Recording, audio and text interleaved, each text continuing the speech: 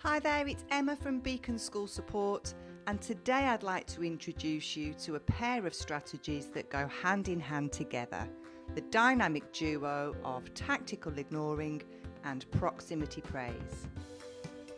So if you've been following our free email series by receiving our newsletters each month, you'll know that one of the most powerful things that you can do to reduce unwanted behaviours is to stop giving attention to them. Choose to tactically ignore. But on its own, this strategy probably won't be enough. You can supercharge the effectiveness of ignoring by ensuring that you couple this technique with drawing more attention to the behaviours that you do want to see.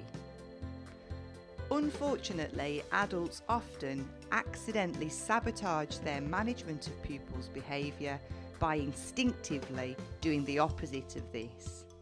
They turn towards the offending pupil, look, frown, or talk about the behaviour they don't like, thereby giving it more attention. This is a natural human response, but it's not a useful one in this scenario. The adult behaviour can actually encourage the pupil to magnify the unwanted behaviours. Let me give you an example. Jack has stopped work and is tapping his pencil loudly on the table whilst looking at you. You notice the tapping and turn to look at who is doing it. Jack realises that he's gained your attention. He continues to look at you, maybe jutting out his chin a little too, and he taps more loudly on the table. His classmates can feel the tension between you and down tools waiting in anticipation, ready to see what happens next. Stop right there. Smart teachers recognise that this exchange can go one of two ways. What the adult does next could either escalate or de-escalate this situation. There are a couple of really clear responses that the adult can make. Option 1, publicly confront Jack over the pencil tapping.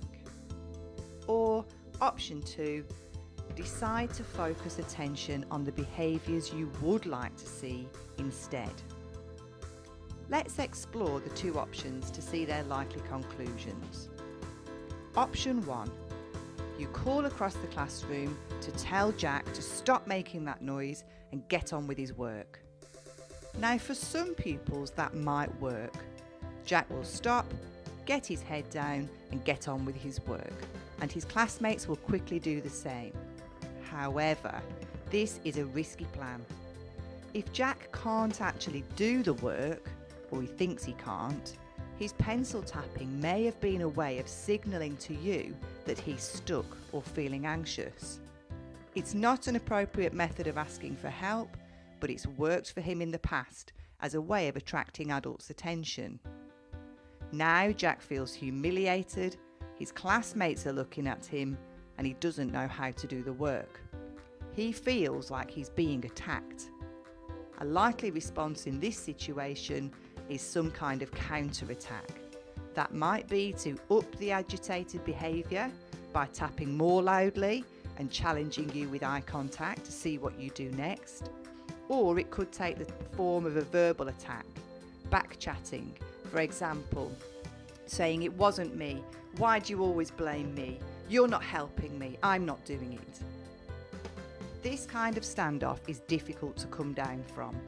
Likely now, nobody is actually doing any work. Both you and Jack feel emotionally triggered and someone has to back down, to lose face, and everyone is looking. And you're under pressure to start the next lesson. And now Connor has started tapping his pencil too. Ah! This is stressful. So let's rewind and think about how this confrontation could have been avoided altogether. Remember option 2, where you choose to focus your attention on the behaviours of pupils close to Jack who are doing the right thing. The moment that you notice Jack tapping his pencil, take a breath. be in charge of your response. Decide to play down the unwanted behaviour. This is tactical ignoring.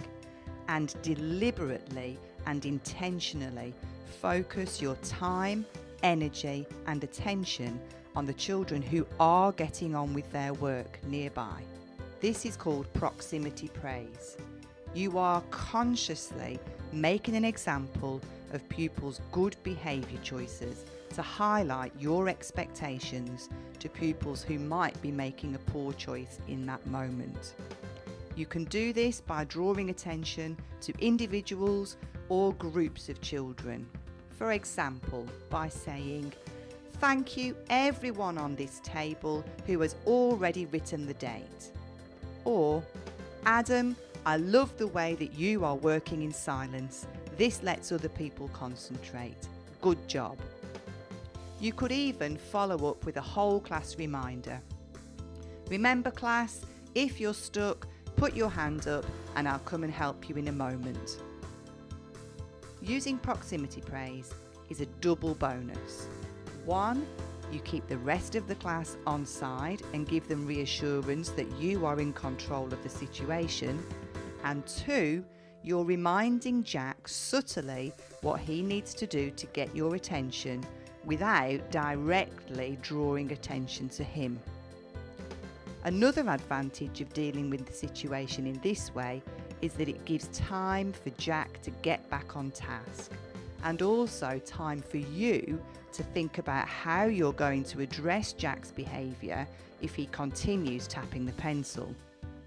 For more tips and advice about skillfully managing your pupils, download our guide to managing attention-seeking behaviour by following the link in the free resources section of our website.